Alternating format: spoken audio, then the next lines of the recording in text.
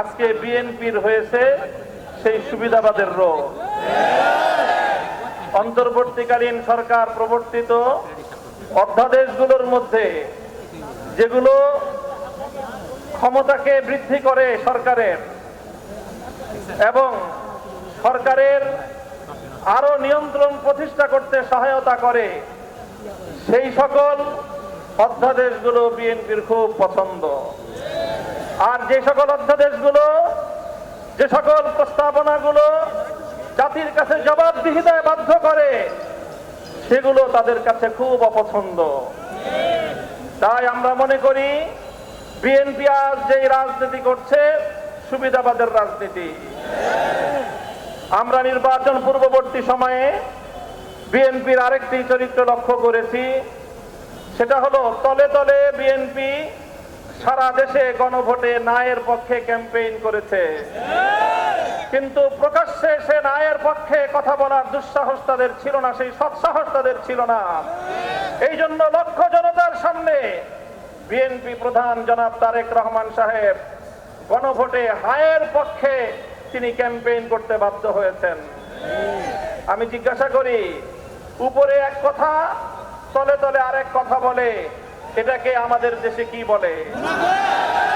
কি বলা হয়? আজ বিএনপির রাজনীতির দুই বুনিয়াদ, দুটি নীতি জাতির সামনে স্পষ্ট। এক হলো মুনাফিকের রাজনীতি, আর এক হলো সুবিধাবাদের রাজনীতি।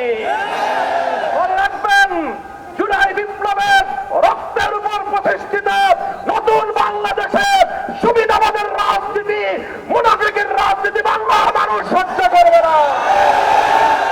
জনগণের পক্ষে, দেশের পক্ষে আপনারা যদি অবস্থান গ্রহণ করতে ব্যর্থ হন, দেশের জনগণের ম্যান্ডেটকে যদি আপনারা বৃদ্ধাঙ্গুলি প্রদর্শন করেন, বারবার বলছি, এদেশের জনগণের গণরায়কে যদি হাইকোর্ট দেখান, এদেশের জনগণ রাজপথে আপনাদেরকে মোকাবেলা করবে ইনশাআল্লাহ। 70% জনগণের বিপক্ষে গিয়ে দেশের ক্ষমতার মস্তদে টিকতে পারবেন না। শহীদ জিয়াউর রহমান, বেগম খালেদা জিয়ার সন্তান, কান খাড়া করে শুনে রাখেন, জনতার বিরুদ্ধে গিয়ে কেএম হাসান আজিজ মার্কা নির্বাচন করার চেষ্টা করলে পরিণাম শুধু আপনারাই পুড়বেন তা নয়, আপনাদের অপকর্মের কারণে দেশপ্রেমিক রাজনৈতিক সংগঠনগুলোর নেতা কর্মীরা 28শে আগস্ট কিভাবে রক্ত দিয়েছে ঢাকার রাজপথে বাংলার মানুষ সে কথা ভুলে যায় নাই। আপনাদের ভুলের খেসারত দিতে হয়েছে আমাদেরকে। 25 বছর পর্যন্ত গুম, খুন আর হত্যার রাজনীতির শিকার হতে হয়েছে। তাই আমরা চাই ভালোই ভালোই দেশ পরিচালনা করেন, জনগণের রায়ের প্রতি শ্রদ্ধা প্রদর্শন করেন, অন্যথায় রাজপথে, সংসদে আমরা আপনাদেরকে মোকাবেলা করবো ইনশাআল্লাহ।